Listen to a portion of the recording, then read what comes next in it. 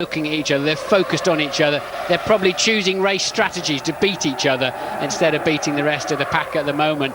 And as long as they're driving themselves forward, which is not absolutely clear in my book that that's happening, but David Richards seems happy with it, doesn't he, with his two drivers at war.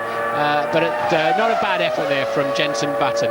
Well, the track conditions were the same for Button as they were for Villeneuve. 50 degrees the track temperature for both drivers. As we look at Heidfeld, Frentzen in the Sauber, Alonso fastest, Button second, Panis third, D'Amata fourth, the two Toyota drivers together. Villeneuve down in fifth, Fisichella down in sixth in the Jordan, Pixonia seventh, eighth Webber, ninth Ralf Schumacher in the Williams, dropping down the order all the time now.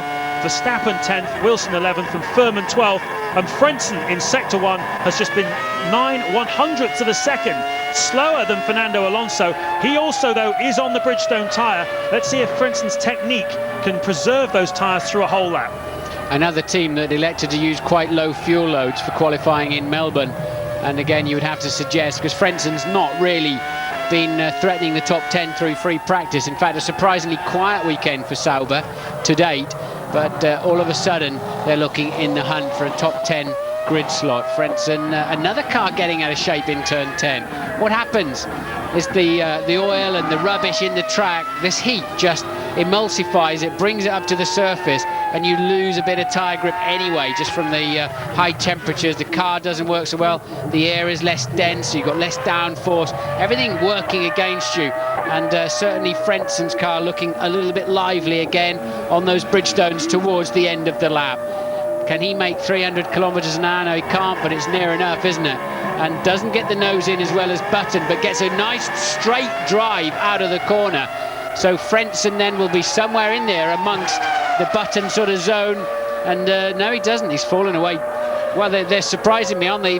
Just how much they're falling away in those last two corners is incredible. Yeah, but Button seemed to manage to make them work over that final sector, perhaps a little better than some of the other drivers are managing. You can look at Frentzen's front tyres. That's where the problem is. They're certainly scuffed, but they don't look as bad as some that we've seen going through there.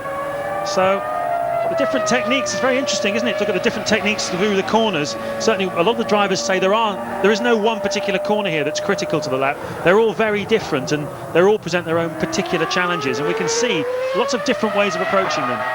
Yes, I mean, another 2/10, you're right, another 2/10 of a second would have put Frentzen second there. So maybe a bit too cautious in the last corner, cost him very dearly. Let's see what Heidfeld can do with the similar car of Frentzen. When you see this on TV down into turn 1, it kind of looks a little bit pedestrian. Go down there and watch it, and just watch where they're braking into that corner, and it's absolutely mind-blowing how deep they go. You think their throttle is stuck wide open as they go down there. Go right into the corner before they hit the brakes. Astonishing. Terrifying is a word I would use from having been down there, but I've never driven one of these things. 200ths of a second.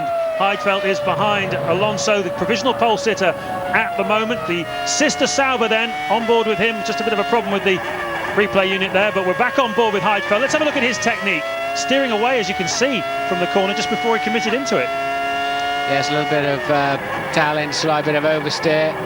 Didn't quite touch the curb, did he? But got on the power quite well. Traction control there.